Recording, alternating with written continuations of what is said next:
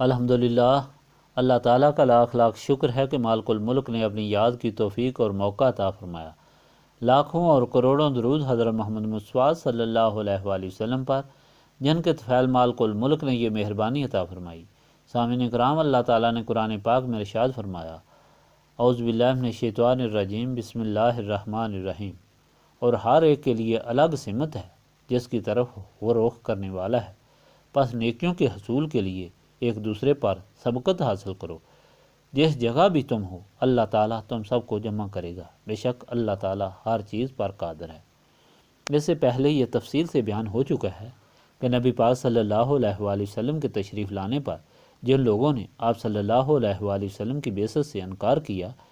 ان پر اللہ تعالیٰ کی ناراضگی اس قدر آئی کہ ان کے دل و دماغ سیاہ ہو گئے، ان میں اچھائی اور برائی کی تمیز کرنے کی طاقت ہمیشہ کے لیے ختم ہو گئی، اور ان کی شیطانی قوت بڑھ گئی، جس کی وجہ سے اللہ تعالیٰ کی طرف سے جب بھی ہدایت آئی تو اس پر انہوں نے اعتراض کیا اور اس کے ساتھ مذاق کیا، اور اس طرح انہوں نے اپنی بدبختی میں اور زیادہ اضافہ کیا۔ لیکن مالک الملک جو رحمان و رحیم اور رب العالمین ہے، اور جو انسان کی ہر ضرورت کو پوری کرنے کا ذمہ لے چکا ہے، وہ انسان کی سب سے بڑی ضرورت ہدایت کو بھی پورا کرتا رہا، اور اس طرح اس ہدایت کو پورا کرنے کے لیے جس طرح پہلے اپنے رسولوں کی جماعت بھیجتا رہا، اس طرح نبی پاک صلی اللہ علیہ وآلہ وسلم کو بھی بھیجا، اور حضور پاک صلی اللہ علیہ وآلہ وسلم کے ذریعے تمام لوگوں کے لیے ہدایت اور رحم و کرم کا پیغام بھیجا۔ لیکن اس پیغام کا ان پر اس لیے اثر نہ ہوا کہ بے ادبی اور گستاخی کی وجہ سے سوچنے اور سمجھنے والی طاقت ان کے اندر سے ختم ہو چکی تھی۔ یہ بات نہیں تھی کہ ان کو علم نہ تھا کہ نبی پاک صلی اللہ علیہ وآلہ وسلم اللہ تعالیٰ کے رسول ہیں یا نہیں ہیں۔ اللہ تعالیٰ نے یہ بیان فرما دیا کہ نبی پاک صلی اللہ علیہ وآلہ وسلم کی آمد کے متعلق وہ اچھی طرح جانتے تھے، اور آپ صلی اللہ علیہ وآلہ وسلم کے متعلق ان کو اتنا ہی یقین تھا جتنا کوئی اپنی اولاد کو پہچانتا ہے۔ اس طرح وہ حضور پاک صلی اللہ علیہ وآلہ وسلم کو پہچانتے تھے کہ یہ وہی آخر الزمان نبی صلی اللہ علیہ وآلہ وسلم ہیں جن کے متعلق ہمارے دادا حضرت ابراہیم نے دعا کی تھی، جن کا امتی بننے کے لیے موسیٰ کلیم اللہ نے اللہ تعالیٰ کی بارگاہ میں اور عیسیٰ روح اللہ نے بھی درخواست کی تھی، اور جن کے انتظار میں یہود اور نصارہ آ کر مدینہ منورہ کے گرد و نواح میں سال ہر سال سے آباد تھے۔ اللہ تعالیٰ اس لیے اس بات کو بار بار بیان فرماتا ہے کہ یہ لوگ جہالت یا غلط فہمی کی وجہ سے انکار نہیں کر رہے، بلکہ یہ بغض اور حسد کی وجہ سے انکار کر رہے ہیں، اور نبی پاک صلی اللہ علیہ وآلہ وسلم کے آنے کے متعلق ان کو مکمل یقین، اور یہ حقیقت ان پر روز روشن کی طرح یہاں ہے۔ یہ اللہ تعالیٰ نے اس لیے بار بار بیان فرمایا کہ مسلمانوں میں سادہ لوگ ان کی چکنی چپڑی باتوں یا چلاکیوں میں نہ آ جائیں، اور اس طرح ملت اسلامیہ کو نقصان نہ پہنچے، کیونکہ دونوں جماعتیں مکمل طور پر ایک دوسرے سے الگ تھیں۔ ایک وہ جنہوں نے اس طرح انکار کر کے اپنے خبث الباطن کی وجہ سے شقاوت ابدی کو حاصل کر لیا تھا، اور ایک وہ جماعت جن کے اقرار کی بدولت انہوں نے نبی پاک صلی اللہ علیہ وآلہ وسلم کی غلامی اختیار کر لی تھی، اور اس غلامی اور نسبت رسولی صلی اللہ علیہ وآلہ وسلم کی برکت سے ان کے دل و دماغ روشن ہو گئے تھے، اور اس طرح وہ نبی پاک صلی اللہ علیہ وآلہ وسلم کی ہر ادا، ہر اشارے پر مر مٹنا اپنی سعادت سمجھتے تھے۔ چنانچہ صحابہ کرام کی ساری تاریخ اس بات کی گواہ ہے کہ حضور پاک صلی اللہ علیہ وآلہ وسلم کے ہر غلام نے نبی پاک صلی اللہ علیہ وآلہ وسلم کے ہر اشارے، ہر مرضی اور ہر خواہش پر اپنی ہر چیز قربان کر دی۔ اللہ تعالیٰ پھر مومنین کو یہ نصیحت فرما رہا ہے جو ارشاد پاک بیان کیا ہے کہ لوگو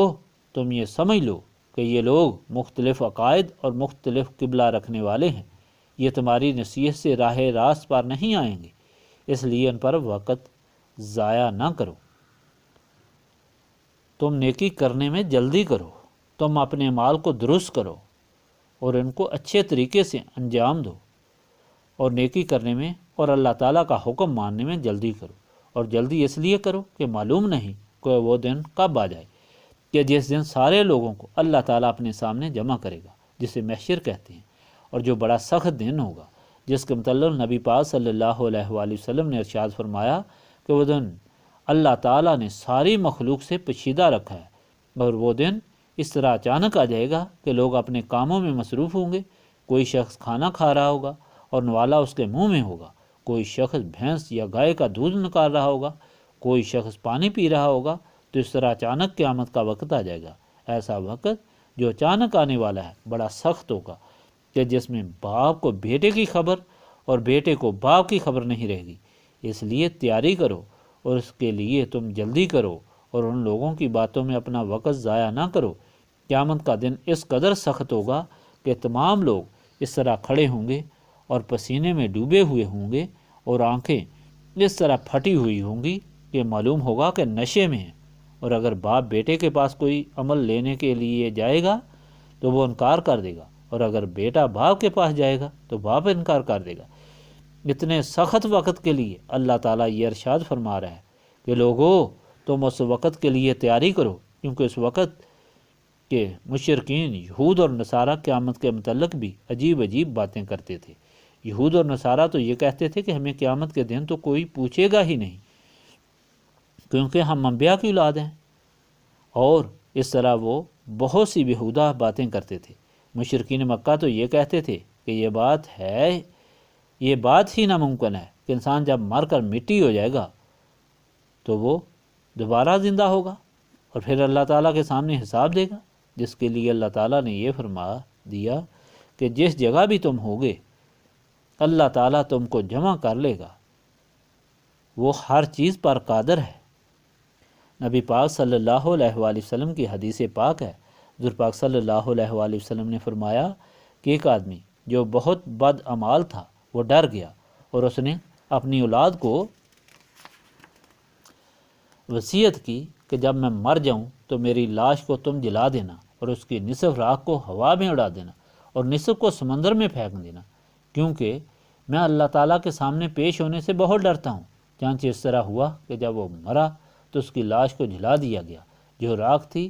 اس میں سے نصف کو ہوا میں اڑا دیا گیا اور نصف راکھ کو سمندر میں پھینک دیا گیا۔ لیکن اللہ تعالیٰ نے ہوا کو حکم دیا اس کی راکھ کو جمع کرو، جہاں جہاں اس کی راکھ کا ذرہ تھا ہوا نے جمع کر لیا۔ سمندر کو حکم دیا کہ جہاں جہاں اس کی راکھ کا ذرہ ہے اسے جمع کرو۔ سمندر نے اس کی راکھ کے ذرات کو جمع کیا۔ جب وہ جمع ہو گئے تو اللہ تعالیٰ نے حکم دیا تو وہ زندہ ہو گیا۔ اللہ تعالیٰ نے اس سے پوچھا کہ تم نے ایسی وصیت کیوں کی اور اس طرح اپنے آپ کو کیوں جلوایا؟ تو اس نے عرض کی کہ اے باری تعالیٰ، میں تیرے سامنے حاضر ہونے سے ڈرتا تھا، کیونکہ میں گنہگار تھا، اور مجھے یہ ڈر تھا کہ میں کس طرح شرمندگی کے مارے تیرے حضور پیش ہوں گا۔ تو اللہ تعالیٰ نے فرمایا کہ اسے جنت میں لے جاؤ، کیونکہ یہی چیز مجھے مطلوب ہے کہ انسان میرے سامنے عاجزی کرے اور مجھ سے ڈرتا رہے۔ گناہوں کو تو میں خود معاف کرنے والا ہوں اور غفور الرحیم، یعنی اللہ تعالیٰ ہر ایک کو جہاں کہیں بھی ہوگا جمع کر لے گا۔ اس لیے حکم ہوا کہ اس حقیقت کا سامنا کرنے کے لیے تم جلدی کرو، تاکہ تم اس وقت کے لیے تیار ہو اور شرمندہ نہ ہو اپنے وقت کو ان فضول باتوں میں اور ان یہود اور نصارہ میں اٹھ بیٹھ کر ضائع نہ کرو کہ یہ مسلمان ہو جائیں گے۔ یہ ہرگز مسلمان نہیں ہوں گے، ان کے دل سیاہ ہو چکے ہیں اور یہ اچھی طرح سب کچھ جاننے کے باوجود انکار کر رہے ہیں۔ تم اپنی تیاری کرو۔ سامعین کرام، اللہ تعالیٰ نے یہ جو ارشاد فرمایا اس میں اللہ تعالیٰ نے دو باتیں واضح فرمائیں۔ ایک یہ کہ ہر ایک جماعت کی الگ سمت ہے، اور دوسری بات جس کا حکم فرمایا یہ ہے کہ تم نیکی میں جلدی کرو۔ اب یہ دونوں باتیں سمجھنے والی ہیں۔ پہلی بات یہ کہ ہر ایک جماعت کی ایک الگ سمت کیوں ہے؟ جب ساری مخلوق ایک ہی خالق کو ماننے والی ہے اور ساری مخلوق کا ایک ہی خالق، ایک ہی رب، اور ساری مخلوق کے لیے ہدایت رسولوں کی جماعت لاتی رہی، تو پھر ایسی جماعتوں میں ہر ایک کا راستہ اس طرح الگ الگ کیوں ہے؟ تو بات یہی ہے جو آپ کے سامنے کئی بار بیان کی گئی کہ اندھیرے میں جتنی مخلوقات ہوتی ہیں ان کا کبھی ایک راستہ نہیں ہوتا۔ اگر اندھیرا گھپ ہو جائے تو باہر نکلنے کے لیے کچھ لوگ بائیں طرف جائیں گے، کچھ دائیں طرف جائیں گے، اور کچھ آگے جائیں گے اور کچھ پیچھے جائیں گے، کبھی بھی ایک راستے کی طرف نہیں جا سکتے، اس لیے کہ وہاں تو اندھیرا ہے اور انہیں دکھائی نہیں دیتا کہ وہ کس سمت میں جائیں، اور وہ کبھی اس راستے پر جو باہر نکلنے والا صحیح اور نجات کا راستہ ہے اس پر نہیں چل سکتے۔ اس کوشش میں کئی تو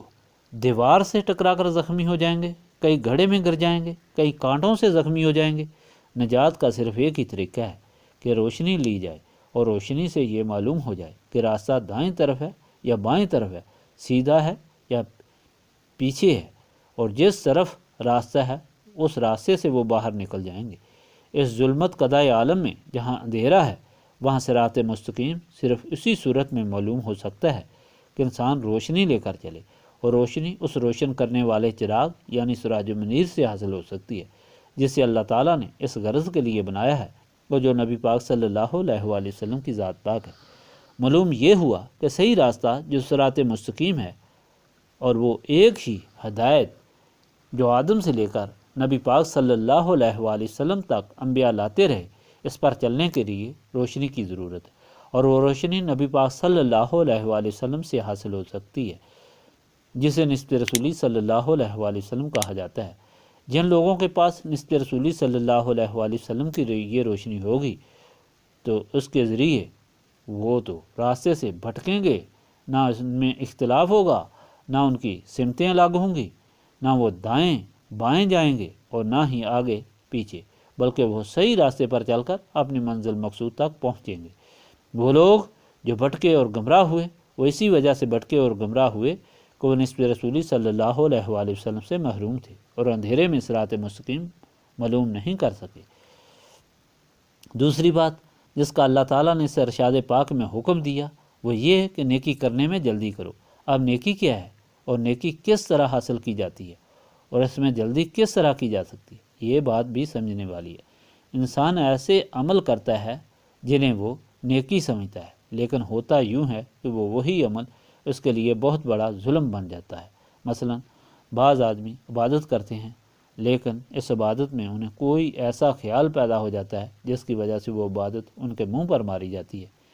وہ حج کرتے ہیں اور حج کے دوران ان سے ایسی لغزش ہو جاتی ہے کہ وہ حج ان کے منہ پر واپس مار دیا جاتا ہے۔ کوئی عبادت خدا کی بارگاہ میں اس وقت تک قبول نہیں ہو سکتی جب تک اس میں خلوص نہ ہو، اخلاص نہ ہو، اور یہ اخلاص نسبت رسولی صلی اللہ علیہ وآلہ وسلم کے بغیر پیدا نہیں ہو سکتا۔ اس لیے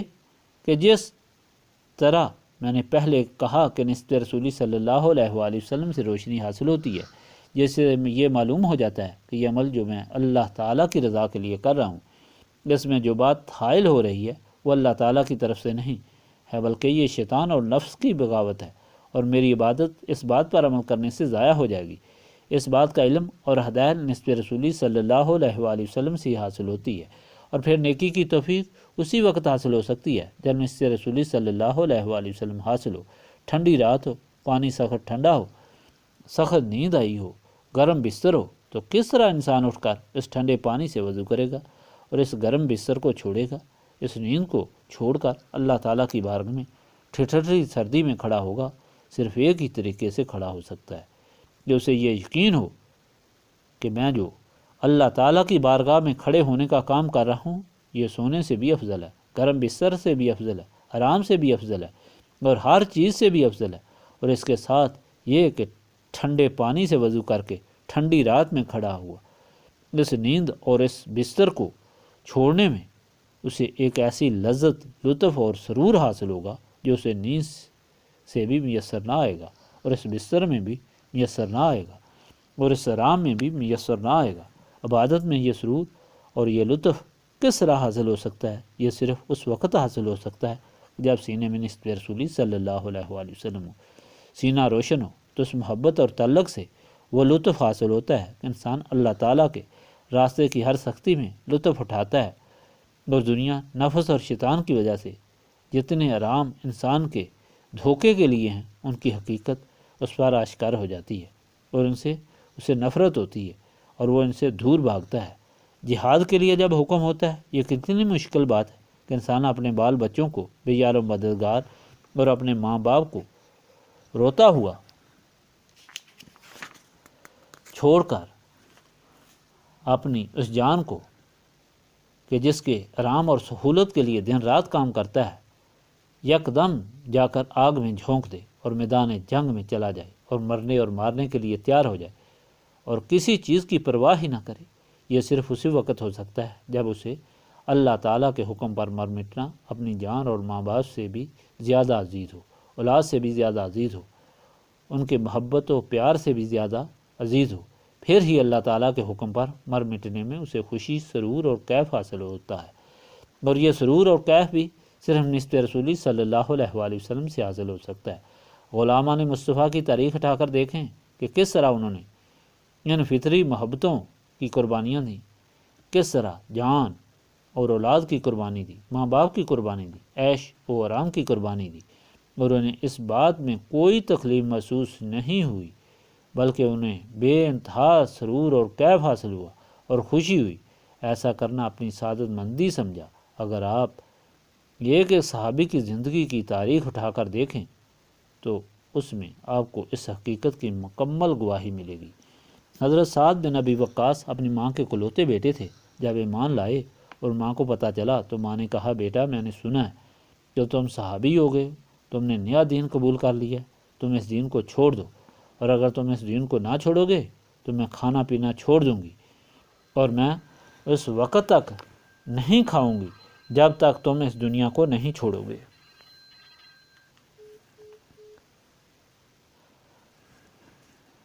جب تک تم اس دین کو نہیں چھوڑو گے، اور اگر نہیں چھوڑو گے تو میں اسی طرح بھوکی اور پیاسی مر جاؤں گی، تو پھر سارے رشتہ دار اور ساری دنیا تمہیں برا کہے گی۔ یہ اپنی ماں کا قاتل ہے۔ حضرت سعد بن ابی وقاص نے فرمایا کہ میں اس دین کو نہیں چھوڑ سکتا، چنانچہ ماں نے کھانا پینا چھوڑ دیا۔ جب ماں قریب المرگ ہو گئی، حضرت سعد بن ابی وقاص کو پتہ چلا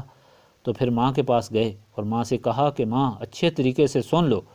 تم تو ایک ماں ہو، اگر 100 مائیں ہوں اور اس طرح وہ بھوکی پیاسی مر جائیں تب بھی میں نبی پاک صلی اللہ علیہ وآلہ وسلم کی غلامی کو نہیں چھوڑوں گا۔ اتنی ہمت، اتنا سرور، اتنا کیف اور اتنی لذت ان تکالیف اور مصیبتوں میں انہیں کیوں حاصل ہوئی؟ کیونکہ ان کی نبی پاک صلی اللہ علیہ وآلہ وسلم سے کامل نسبت قائم تھی۔ یہاں تو ایسے لوگ بھی ہیں کہ جن کی مرضی کے خلاف بال برابر بھی کام ہو تو وہ نماز بھی چھوڑ دیتے ہیں، وہ طریقت کو بھی چھوڑ دیتے ہیں اور اسلام کو بھی چھوڑ دیتے ہیں کہ ہمیں تو اس سے کوئی فائدہ نہیں ہوا۔ یہ ناکامی اور نامرادی اس لیے کہ ان کو روح سیاہ کرتی ہے کہ وہ نسبت رسولی صلی اللہ علیہ وآلہ وسلم سے محروم ہو جاتے ہیں۔ بات یہ ہے کہ نسبت رسولی صلی اللہ علیہ وآلہ وسلم از بس ضروری ہے۔ جب غزوہ تبوک کا اعلان ہوا، حضرت عمر سے روایت ہے کہ وہ ایسا وقت تھا کہ جب فصل پکے ہوئے تھے، پھل پکے ہوئے تھے اور ذمہ داروں کے لیے سارے سال کا سامان حاصل کرنے کا وقت تھا۔ حکم ہوا کہ غزوہ تبوک کے لیے جانا ہے، تو جن لوگوں کو نسبت رسولی صلی اللہ علیہ وآلہ وسلم حاصل تھی، کسی نے یہ خیال نہ کیا کہ ہمارے پھل ضائع ہو جائیں گے، ہمارے سارے سال کا راشن برباد ہو جائے گا، اور بال بچوں کو کیا کھلائیں گے، ہماری ساری فصل ضائع ہو جائے گی تو ہم کیا کریں گے، اور بھوکے اور پیاسے سخت ترین گرمی میں سخت ترین دشمن کے مقابلے میں جائیں گے۔ کسی شخص کو یہ خیال ہرگز نہیں ہوا۔ ہر شخص خوشی سے سب کچھ قربان کر کے یکدم جنگ کے لیے تیار ہو گیا اور چل پڑا۔ حضرت عمر فرماتے ہیں کہ اس جنگ میں اتنی تکلیف ہوئی کہ 16 آدمیوں نے ایک ایک کھجور پر گزارا کیا۔ ایک آدمی کھجور چباتا تھا اور پھر وہ دوسرے کو دیتا تھا، وہ چبا کر تیسرے کو دیتا تھا، وہ چوتھے کو دیتا تھا۔ اسی طرح 16 آدمی ایک کھجور پر گزارا کرتے تھے، اور پیاس سے گردنیں لکڑی کی طرح اکڑ گئی تھیں۔ اونٹ کو ذبح کر کے اس کی اجری سے پانی نکال کر پیاس بجھاتے تھے، لیکن کسی شخص کے دل میں ایک لمحہ کے لیے بھی یہ خیال نہیں آیا کہ اس مشکل ترین وقت ہمیں اس قسم کا سخت حکم کیوں دیا گیا۔ اس لیے کہ اس تکلیف میں انہیں جو لذت، سرور اور کیف حاصل ہوتا تھا وہ خوشی، آرام اور عیش و عشرت میں حاصل نہیں ہوتا تھا۔ انہیں اس میں اپنی جو عزت اور درجات میں بلندی معلوم ہوتی تھی وہ دوسری کسی چیز میں معلوم نہیں ہوتی تھی۔ معلوم یہ ہوا کہ نیکی کرنے کے لیے، نیکی کو سمجھنے کے لیے اور نیکی میں جلدی کرنے کے لیے یہ بات ضروری ہے کہ نسبت رسولی صلی اللہ علیہ وآلہ وسلم حاصل ہو۔ نیکی آسان کام نہیں ہے، نیکی بہت مشکل کام ہے۔ اس کے لیے سب کچھ قربان کرنا پڑتا ہے، اور سب سے بڑی قربانی نفس کی خواہش ہے۔ جب انسان اپنی خوشی اور اپنی نفسانی خواہش کو قربان کرتا ہے تو اس اقدام کے لیے اسے کافی ہمت اور جرأت کرنا پڑتی ہے۔ ایسا کرنے کے لیے بہت زیادہ قوت ارادی درکار ہوتی ہے، اور یہ صرف اسی وقت حاصل ہوتی ہے کہ جب اسے نسبت رسولی صلی اللہ علیہ وآلہ وسلم حاصل ہو۔ سامعین کرام، یہ سب کچھ بیان کرنے کا مقصد صرف یہ ہے کہ وہ لوگ جو یہ چاہتے ہیں کہ اللہ تعالیٰ اور رسول اللہ صلی اللہ علیہ وآلہ وسلم کو راضی کریں اور اس صراط مستقیم پر جس کا اللہ تعالیٰ نے حکم فرمایا اس پر چلیں اور اس پر چل کر وہ اپنی منزل مقصود کو یعنی اللہ تعالیٰ کی رضا کو حاصل کریں، ان کے لیے ضروری ہے کہ وہ نسبت رسولی صلی اللہ علیہ وآلہ وسلم حاصل کریں۔ جن لوگوں کو نسبت رسولی صلی اللہ علیہ وآلہ وسلم حاصل نہیں ہوتی وہ بے شک عابد، حاجی یا مجاہد ہوں، لیکن ان کا ایمان ہمیشہ خطرے میں ہوتا ہے، وہ کسی وقت بھی گمراہ ہو سکتے ہیں، اور تاریخ اس بات کی گواہ ہے کہ کیسے کیسے لوگ عابد ہونے کے بعد اور کتنی تکلیفیں اٹھانے کے بعد بھی گمراہ ہو گئے اور دین سے اتنے دور چلے گئے کہ وہ دین کے دشمن بن گئے، اور اس طرح دونوں جہانوں میں روح سیاہ ہوئے۔ نسبت رسولی صلی اللہ علیہ وآلہ وسلم جو ایمان کی سلامتی کے لیے نہایت ضروری ہے، وہ صرف ان سینوں کو نصیب ہوتی ہے جو سینے صاف ہوتے ہیں، اور سینے صاف یاد الہی سے ہوتے ہیں، اور یاد الہی اس محفل کی غرض و غایت ہے